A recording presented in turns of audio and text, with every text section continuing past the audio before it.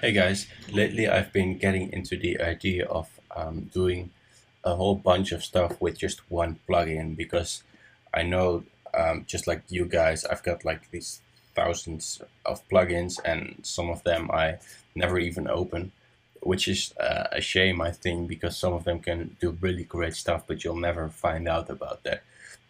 So my little project was to choose one plugin that you really want to learn, and then try to make like a whole song with just that plugin. This will learn you a lot about that plugin, what it does, what the different settings do, how they sound. It will really it will drown you in the plugin. You will know pretty much everything about it because you have to if you want to make a whole song with just that one plugin. So I chose FabFilter's Volcano for that, which is excellent plugin. It's really great. We have a lot of modulation possibilities.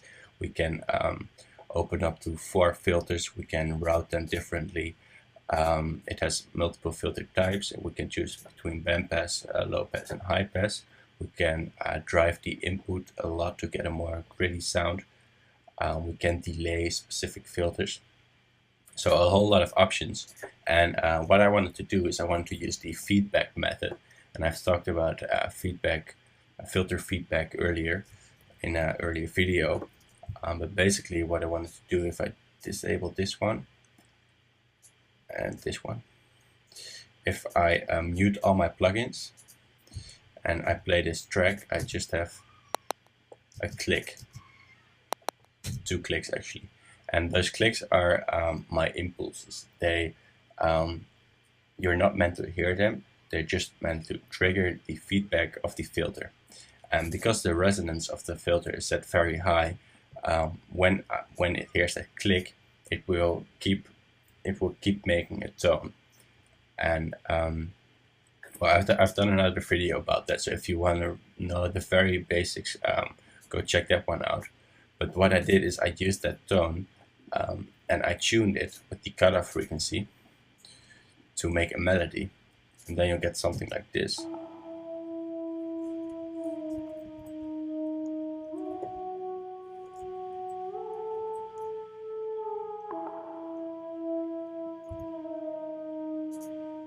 And I did that for a lot of different Volcano instances. And with some of them I made a bass sound, with others I made a kick drum sound. This one is also a pad. I used some reverb there. And this has a lot of modulation because what you want to do is you want to modulate the filter cutoff, because that one is controlling the melody. So this is a normal filter that goes up, and the other one is the filter cutoff. You can hear that.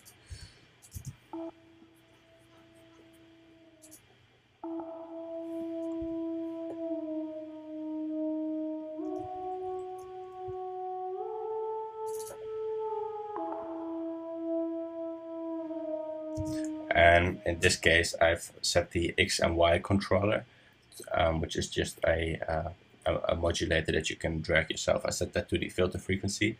So now I just have to modulate one knob instead of those 4 filters. So this is for the pads, and then we have the leads, and all the sounds when you mute the filter, it's just that click again. But together we can make some very interesting stuff with it.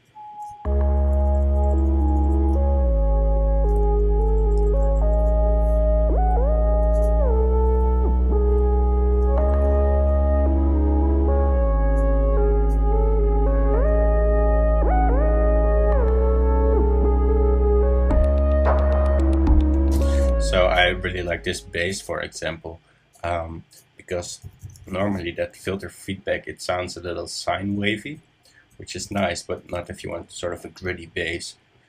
So what I did for this one is, let's see.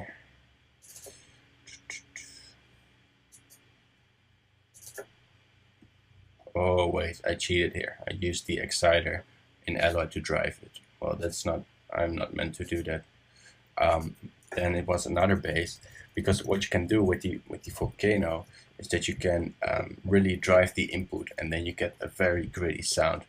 You can set this one where it says in, you can set it to 36, and then you set the out to -36. So now the level didn't change, but it really pushes into the filter quite hard, and that makes the filter distort and stuff like that. So that way you can get really gritty, aggressive sounds. In the end, I used that somewhere here, I think. I think it was for this sound.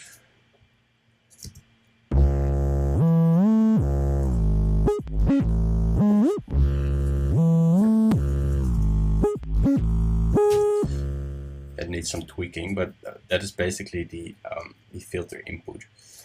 You can see it. One of those I've used a lot. Third Volcano. Yeah, here you can see that I drive the input with 28 dB, which is quite a lot. And I use a lot of different filters, different types, the tubes and the metal filter. And then again, modulate that cutoff. And what you can also do, instead of modulating the cutoff inside the arrangement window, you can also modulate it inside Volcano with these XLFOs, which are basically multi-segment envelope generators or sequencers, and you can set them to modulate the cutoff inside there, and then you don't have to do all the crazy modulation stuff inside the track. So this one I think is an example of that, where it has the melody inside.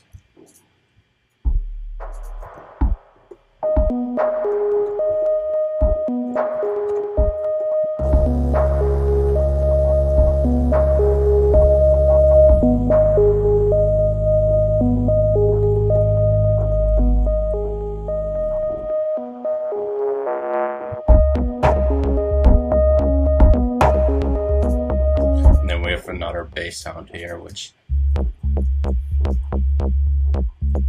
used the same technique, but then this is the rhythm on the filter. So this one is not for tones, but just for the rhythm of the bass.